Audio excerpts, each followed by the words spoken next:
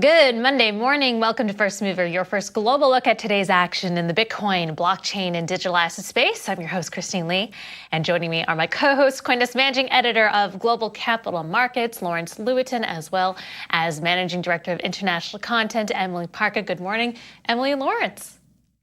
Good morning. How are you? Good morning. Very well, thank you. Let's take a look at Bitcoin for a live look at the CoinDesk Bitcoin price XDX index right now at $47,766. Bitcoin pulling back just about 0.5%, and the CoinDesk Ether price ETX index is at 3350. ETH also retreating almost 2%, and the new DFX CoinDesk's DeFi index is at 586. It is also retreating about 3.5% over the past 24 hours. The most reliable reference prices for institutions since 2014 are now published under the CoinDesk brand, trusted globally as a leader in crypto news, events, and data. So taking a look at the markets, Lawrence, what's moving crypto right now? Right now, I mean, it's just basically a pullback in everything other than a couple of alts like Algo and OMG. But otherwise, it's pretty much a little bit of exhaustion, a belief that this is an overbought market. There was some speculation that the recent papers that came out, the Pandora, I want to say the Panama Papers, but it was the Pandora Papers. Paradise, Panama, hard to keep track. There's so many of them. P's. Yeah, it's the 3 P's. But that might have caused some action on the upside initially. People saying, "Oh wow, people are using this for money laundering. Maybe there is a use case for crypto after all." And there's kind of been a pullback since then. So other than a couple of alts here and there, it's that's interesting because people say this should be a catalyst for Bitcoin, the crypto markets, the Pandora Papers, because it just shows that there's a lot of talk about shadow banking, criminal activity in the crypto world. But as we see from this dump by the International Consortium of Investigative Journalists, leaking roughly 12 million documents exposing the secret wealth of billionaires, world leaders around the world, and how and where they're hiding it. And they're doing it using the legacy financial system. Emily, another story that we're tracking, of course, is the Fed. They're going to launch a review of CBDCs as early as this week. What do we know about that? Well, the key word here is review. So basically, the Fed is seeking public comment on the risks and opportunities of a central bank digital currency. And so, the Fed, the U.S. has definitely been moving at a relatively slow pace compared to other countries, most notably China. It's sort of, there's two schools of opinion on this. One, it's good that the Fed is exercising some caution. There are dangers to a CBDC, specifically that in privacy considerations. There's concerns that this will give government greater ability to monitor citizen finances. But some would also argue that the U.S. is moving a little bit too slow in this, it seems to be a new wave of financial innovation. All right. Well, let's dive further with our crypto markets guest. The Crypto Markets Update is presented by Grayscale, the world's largest digital currency asset manager. All right. Joining us now to discuss the crypto markets and more is Stephen Ehrlich, founder and CEO of Voyager Digital. Hello there, Steve. Great to see you. So we saw a bit of a pop-off at the start of the weekend in crypto. It's cooling down now. What's your outlook on the markets? Still really bullish on the markets, obviously being in the space. We like what we see. We're seeing more money come in from retail consumers in buying more of the cryptos. We're seeing a lot of buying on Bitcoin. On our platform, we're seeing a lot on, as Lewis said, on Algo and on Avalanche. We're seeing a lot of people, coming in and making their purchases of those cryptos as well, and those altcoins. So we're still very bullish. We think by the end of the year, as I said previously, we're going to see the prices increase substantially by the end of the year. You can almost hear the traffic on your site. The story going around is that a lot of it is short coverings that after Bitcoin broke above technical levels, there were a lot of short coverings that came in, particularly in the U.S. First of all, is that necessarily the case? Is that what you saw on your end? I know you guys aren't doing futures there. But I mean, do you have any indication on your side as to whether or not that was the case, that there was short covering? And if so, what broke it above that technical level to begin with? It seems to be a lot of weird stuff happening, not necessarily in the U.S., but overseas. Do you have any insight onto that? Back out a second. As a retail broker, you're right. We don't have futures on our platform. There's still a lot of uncertainty on retail access to futures and the pricing of that in the States here. But we did see that, we did see in our research showed that there was some short covering. There is always, a push and pull between the U.S. and the international markets when it comes to crypto and Bitcoin. But we did see, from our research, some short covering. And then our retail guys came in on that as well.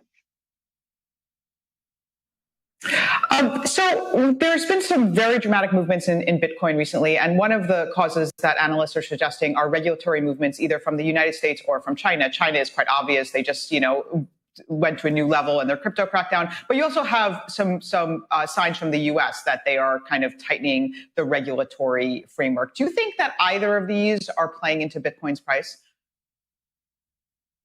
I think they are. I think that from a China perspective, we've seen this show before. We've seen it, many times where they've cracked down.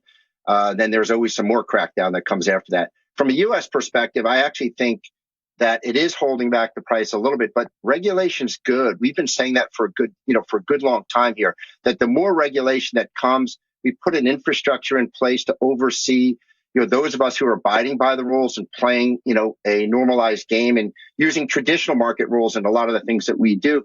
That'll be really good for the industry long term. I think it's a little bit of short-term pain holding it back right now. But as we have more clarity, that's really good for the industry and long-term price action. All right, Stephen, you also have a bit of news. You're partnering up with Fundstrat, of course, an independent research boutique led by Tom Lee as well as John Bai. Perhaps you could go a bit about what led to that decision, what this partnership will entail. And of course, you chose a very bullish team to join on crypto. Yeah, well, we are bullish. As I started, the telecast today with you guys, is that we are extremely bullish on Bitcoin and the crypto economy.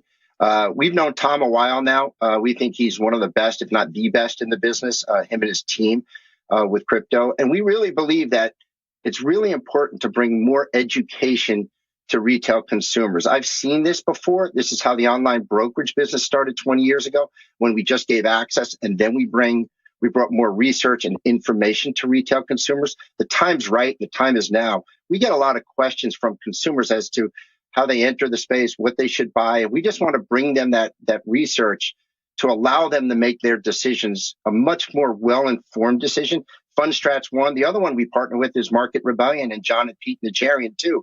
So we've put a great group of analysts, capital markets guys around us to really help consumers.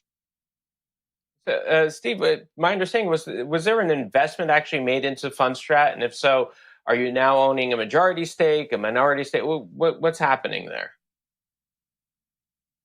Investment into Fundstrat. It's a minority investment.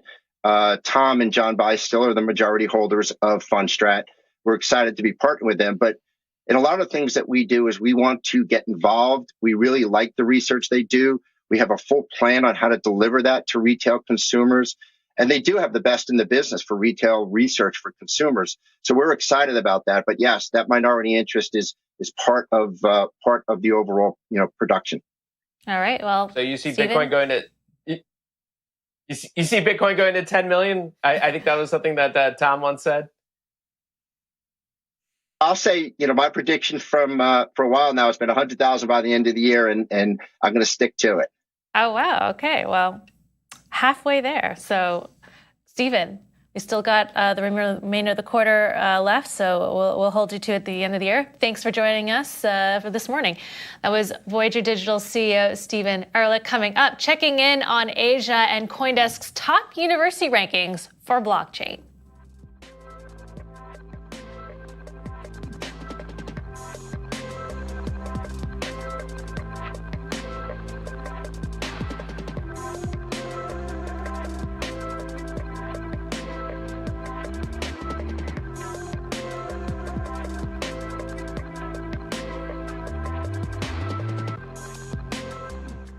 Time now for the daily forecast, an update on what's happening in the Asia crypto markets. Here's Angie Lau of Forecast News. Welcome to the Daily Forecast, October 4th, 2021. I'm Angie Lau, Editor-in-Chief of Forecast News, covering all things blockchain. The launch of an ECNY wallet based within a chat application could see things really taking off in China. We're going to talk about that and a whole lot more coming up. Let's get you up to speed from Asia to the world. First up, two Chinese giants have teamed up to offer a digital yuan wallet accessible via a chat window on your mobile phone. China's largest communications company, China Mobile, has partnered with the country's biggest bank, ICBC, to launch the wallet. Forecast News' Carolyn Wright reports on what this could mean for the rollout of the country's digital currency. China has already wholeheartedly embraced mobile payments. According to data from Statista, Alipay has almost 700 million users, and Business of Apps suggests 900 million WeChat Pay users. That's a significant number out of a population of 1.4 billion. And with WeChat Pay already allowing users to transfer money directly via its chat box, many in the country are already used to making such payments. The new message over 5G service will also allow users to transfer money directly in a chat box. That's in addition to messaging friends with text and audio, video, location and contact cards, just like WeChat. The service has already been under trial, but was only available on certain phones that had been tailored to support it. This is its first large-scale official promotion, with Chinese state-owned media saying a full rollout will likely take place this month. If the service proves as popular as WeChat Pay and Alipay, it could be huge for China's ECNY rollout plans. For Forecast News, I'm Carolyn Wright. Meanwhile, in Korea, crypto bad actors are acting up. A new government report reveals that illegal foreign transactions made using virtual assets surged nearly 40x compared to last year alone. More than $600 million were traded unlawfully or illegally across the borders via crypto. And what's more surprising here, perhaps, only 9 cases were actually responsible for all of that. Forecast News' Danny Park has all the details. According to a report from Korean lawmaker Song Jae-ho using data from the Korea Customs Service, the amount of illegal foreign transactions using virtual assets has already broken a record this year, hitting 812 billion Korean won, or around $684 million, and that's only from January to August. The previous high was 784 billion won for the whole of 2018, while the amount fell to just 20 billion won last year. Lawmaker Song Jae-ho attributes the surge to the rise of speculative forces in and out of Korea, as prices of virtual assets soared domestically and as the virtual asset market grew larger. So-called hwanchigi, or illegal foreign transactions, trade different currencies with the Korean won without proper reporting to the banks to avoid remittance fees and hide flows of money that would likely be unauthorized. The bigger problem here is that these could also possibly fund tax evasion, illegal gambling, or even drug smuggling. One expert told Forecast News it's impossible to detect all illegal transactions using crypto. 암호화폐 같은 경우는 더더욱이 찾기가 힘든 게 암호화폐가 실제 우리가 예를 들어서 지금 김치 프리미엄을 이용한 거래를 우리가 한번 예를 들어보면 해외에서 우리가 비트코인 산단 말이에요. 그럼 사가지고 우리나라에 들어올 때 가장 완벽한 방법은 전자지갑으로 들어오는 방법이죠. Professor Oh says more research needs to be done to eradicate this financial crime as it has dangerous potential. For Forecast News, I'm Danny Park. And finally today, we're going to end on Compound here. Its technical woes for this decentralized finance protocol, well, it continues. A hack has resulted in just over 200,000 of its native comp tokens, worth around $68 million at the time, being transferred from its reservoir to its comptroller, where they remain vulnerable to being drained by future transactions. Now, Compound's woes began last week with an update called Proposal 062. A bug meant its comptroller contract, the part of the protocol responsible for allocating yield farming rewards, accidentally distributed 280,000 tokens to the wrong people, forcing founder Robert Leshner to ask users to please return them. Just another day in crypto. And that's the daily forecast from our vantage point right here in Asia. For more, visit forecast.news. I'm Editor-in-Chief Angie Lau. Until the next time. The CoinDesk Spotlight is brought to you by Nexo, the place to earn on Bitcoin, Ethereum, and more. If you're a student who believes blockchain, cryptocurrencies, and Web3 are the future, it makes sense you'll want to attend a school that offers rich course offerings in that nascent space. Introducing the top universities for blockchain by CoinDesk, just out right now, minutes ago, a resource for people who want to learn about blockchain. Joining us now is Reuben Youngblom, a researcher from Stanford and MIT who leads the projects and its findings. All right, Reuben, welcome to the show. So give us some of your main takeaways from this report. Well, I think one of the things that was really interesting that we weren't necessarily expecting is how overrepresented technological universities are here. You know, people kind of think about, we have a picture in our head of which universities are at the top. It tends to be in America, you know, the Ivy Leagues. But when you actually look at these rankings, we go through and a lot of the universities are focusing very, very heavily on the tech side of blockchain, which that's very exciting. And I get that it's a new technology and people want to study it. Oh, here's the rankings here. You can see that a lot of these are tech universities. Yeah, but I'm really excited for this to kind of trickle down. Yeah, that's right. National University of Singapore. Yep.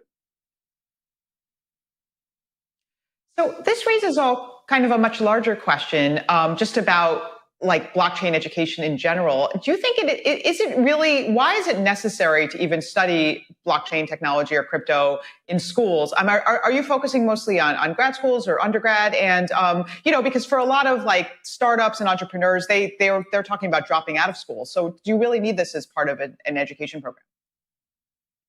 Yeah, so we really tried to take a holistic look at these universities. So we factored in undergrad programs, grad programs, and even some of the aspects of schools that aren't necessarily tied to the student side, such as the research that the faculty is doing. But I think that the reason why universities are so important in the blockchain space is that they really are a hub for innovation, for knowledge, for research, and a lot of developments in the blockchain space, that are really core to what we do, have come out of universities, if not directly and completely out of universities, at least through partnerships with industry. I think your larger question about the value of university education is really interesting, and I think we actually have an article that dives into that that's being released as part of this universities package. So, Reuben, what's your methodology? I mean, how are you able to evaluate course offerings in these schools without actually taking them? You see these kind of movements. Cornell moved a whole bunch of places from last year to this. How are you able to tell that happened? What exactly, how did this methodology come about? And what qualitative stuff do we know? Yeah. Okay. So I think there were two good questions in there. So one is about the methodology. We did a full methodology write-up, and I would encourage anybody that's interested to check it out. And we're trying to be absolutely as transparent as possible with the data. So we have a pretty massive data set that we're happy to share, to talk to people about. But we really dove in and as much as possible use quantitative data. So when we looked at things like courses, the quantitative side of that is how many are there, what departments are they in, how thoroughly is this kind of spread across the school rather than being concentrated in one department. But then we also did gather a bunch of qualitative data. So we did a lot of survey data and really looked at what people thought about these universities and the courses, and that factored in fairly heavily in our methodology as well. But I do think it's worthwhile to point out something that you mentioned about Cornell specifically, but I think this applies to a lot of schools that are on the list this year, which is that we had a list or a ranking last year, and we focused only on United States schools.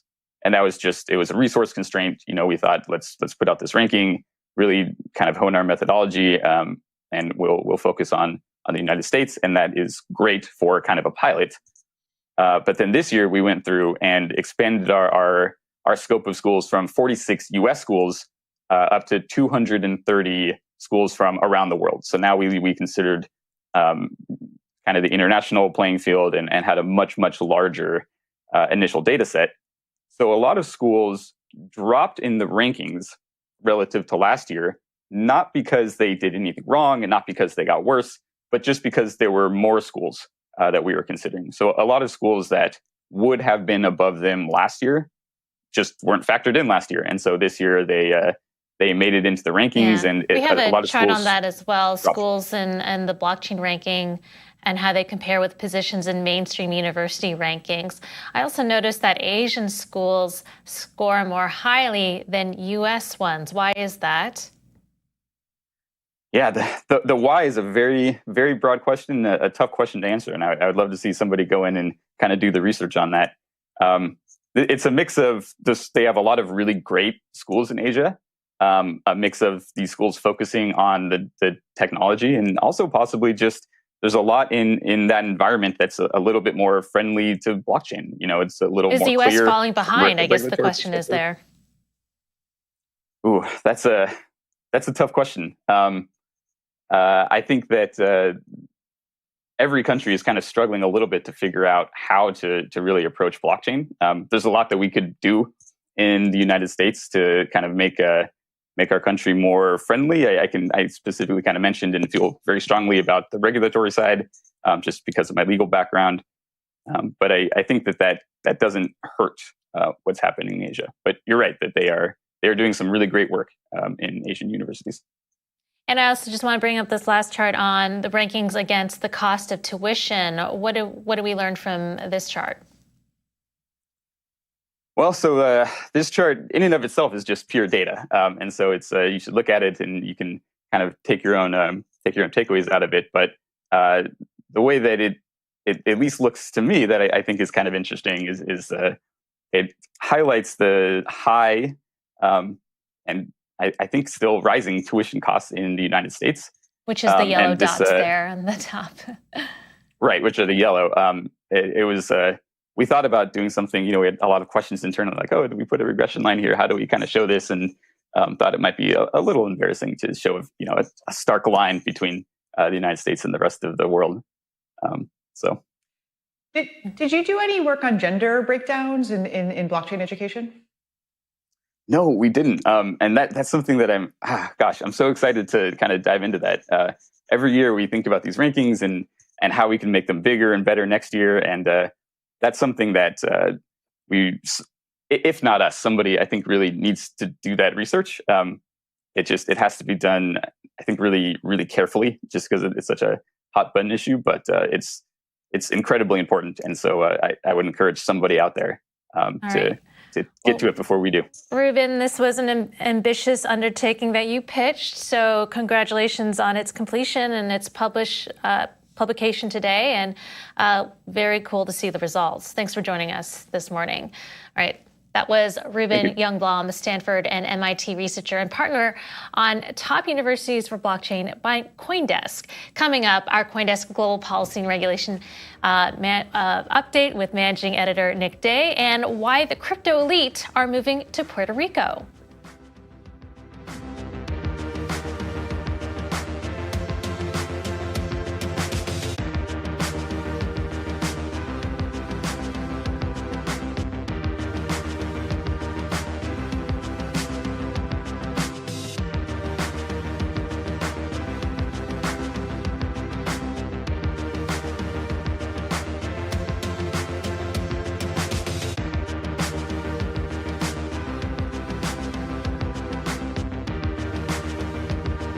Welcome back. Puerto Rico's hands-off approach to capital gains, income, and business taxes is attracting crypto's nouveau riche to their shores. The IRS delivering a report to Congress saying upwards of 4,000 U.S. residents and companies have moved to the island between 2012 and 2019, losing out on potentially hundreds of millions of dollars in tax revenue. Joining us now is Giovanni Mendez and Keiko Yoshino of the Puerto Rico Blockchain Trade Association. Hello there, Keiko and Giovanni. So, any data on how many people are moving to Puerto Rico for tax purposes? And of those, how many of them do you believe are moving because they made a lot of money recently in cryptocurrencies?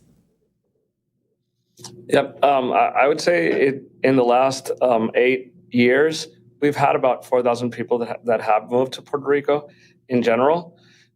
we've seen the 2 years that we've seen spikes were around 2018, where we crossed 1,000 people that moved here that year only, and this year is going to be record-breaking as well. Coincidentally, it's the years when we've seen peaks or part of the peaks for the price of blockchain and or crypto tokens in general.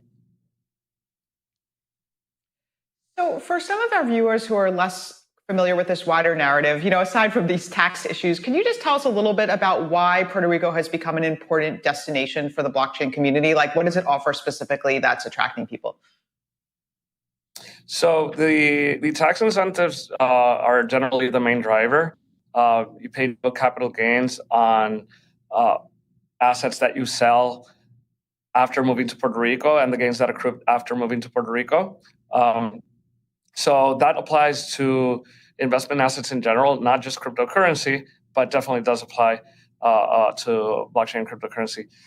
So people that move here, establish their residency here, and comply with certain tests are able to exclude income from their federal income tax, and Puerto Rico awards them this additional benefit of, again, paying no capital gains on those gains accrued here in Puerto Rico. After a lot of people moved here, then Puerto Rico has just become a hub in itself for the community, blockchain and crypto community, with so many people down here and people creating new things. So, it started with one thing, which was the tax incentive, but definitely it's grown into much more than that. Mm-hmm. Okay, go ahead. I think that there's also a growing community for entrepreneurial and tech as well. And I think that's also become another draw. So how is this recent infrastructure bill that's working its way through Congress? Maybe it'll pass, maybe it won't. But there are crypto provisions in there. They're famously being right now. It's a big worry for the crypto industry in general. How will that affect Puerto Rico? What activity are you seeing in terms of businesses on the island now, and businesses that are looking to come to the island? So, how it will affect Puerto Rico? Well, we need to, what is finally passed, if something is passed. But we do have to understand that we are primarily under federal jurisdiction from a legal perspective. So the federal income tax code applies to Puerto Rico as it is approved to apply. So generally, from a reporting perspective, most reporting applies still within the Puerto Rico jurisdiction. There are exclusions for Puerto Rico residents and Puerto Rico sourced income, where certain reporting is not required. But generally, from a reporting perspective, it will apply. However, from the source of income, that's not set to change. So if you are a Puerto Rico resident, if you comply with the set of rules that make you a Puerto Rico resident, then most of these capital gains will be sourced to Puerto Rico, and the Puerto Rico rules will apply. Mm-hmm. In regards to the types of businesses moving here, again, we see a lot inside and outside the blockchain space, but definitely there is a huge tech hub and service hub that is here in Puerto Rico, obviously because the jobs of the future, all of them are remote. We just saw announcements of a big firm like PwC who basically told all their employees they never have to return to the office if they don't wish. That is very natural in this tech and blockchain community and digital nomad community, which tends to mix itself up. So now, sitting from Puerto Rico, if you're lucky enough under a palm tree and with your computer taking some shade, then you could generate income from here. If not, our offices are pretty nice as well. Mm-hmm. I just want to jump in there. There is a bit of controversy regarding, is this a form of colonialism? And that has been suggested because you're having a group of people who are moving into Puerto Rico, transporting their ideas and culture and potentially exploiting local people and resources, this kind of concept, because they're being confined mainly to themselves, glitzy mansion parties, while other parts of Puerto Rico, people are finding it difficult to even, get a roof over their head because of the hurricanes that have gone through. I want to address that. Yep. I'd argue that maybe that's what is evident sometimes, but that's not true. The crypto community blends with the local community very well. There's many activities that happen that are just open and welcoming. I've seen it, whether it's employing the community or teaching the local community. There's not so much light in that, and that's where Keiko and I got to start working together, because she recently came to the island, and she'll tell her story, but she saw that firsthand where there was integration and maybe the word isn't getting that much out.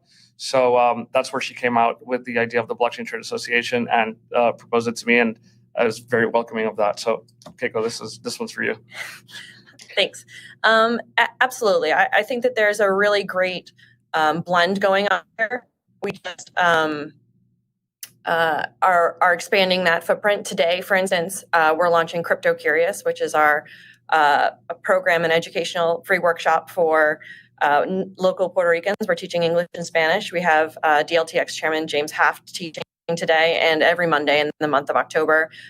We have 60 people already RSVP'd. We're very excited about the enthusiasm and welcoming of wanting to learn about blockchain and crypto.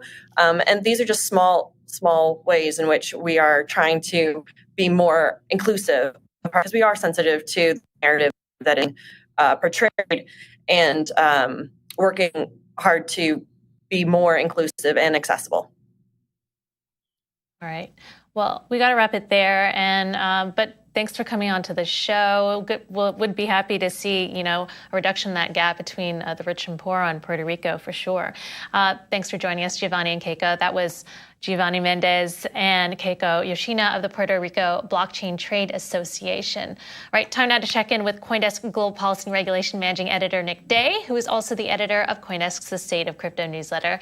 Good morning, Nick. So the Biden administration is rumored to be proposing some stablecoin regulation. What's going on there? Good morning. Yes. On Friday, the Wall Street Journal first reported, and we were later able to confirm that the Biden administration plans to ask Congress to create a special purpose bank-like charter for stablecoin issuers, basically kind of subjecting companies like Circle, Tether to a pretty stringent oversight regime under most likely the Office of Control of the Currency, although we haven't gotten a lot of details, so the specifics are still to be determined. Yeah, I mean, what are the odds that, say, Tether actually complies with any of that? I mean, we don't even know, right?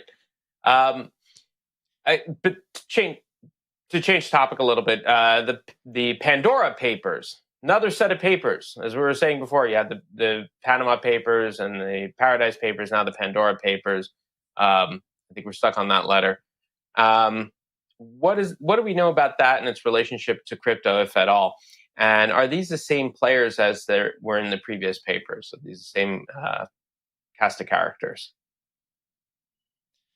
Yeah, well, so we do know that the organizations that are reporting on these are the same news organizations. So, led by the ICIJ, but, we got push alerts from a number of major newspapers. I haven't yet seen what connection there is to the Panama Papers, for example, specifically. We do know that a lot of, world leaders, really, super famous athletes, folks of that caliber are implicated in setting up offshore entities to basically try and launder funds, it sounds like, or at least, to evade taxes in the locations where they reside. I have not yet seen any, specific crypto connection, whether that is through, crypto players implicated in the papers or the use of crypto as part of this scheme. That being said, it's a pretty massive data dump, and it's going to take some time to work through all of it and really figure out what the full implications are. Right. All right, Nick. Thanks for joining us this morning. Appreciate your insights. Thank you. That was CoinDesk Managing Editor of Global Policy and Regulation, Nick Day. Don't forget to sign up for the State of Crypto newsletter on CoinDesk.com. All right, time now to check in with Crypto Twitter with our tweet of the day. Nick just mentioned about the Pandora Papers, and the Bitcoin and crypto community have been pouncing on them. This one from user Nomad Gale tweeting, banks say only criminals use Bitcoin. Cue Pandora Papers published. Banks hide behind the hedge. All right, that's it for First Mover. Thank you, Emily Parker, our CoinDesk Managing Director of International Content, and Lawrence Lewiton, Managing Editor of Global Capital Markets. I'm your host, Christine Lee. I'll be back live at 3 p.m. with All About Bitcoin. Coming up at noon, are the guys at the Hash. You're watching CoinDesk TV.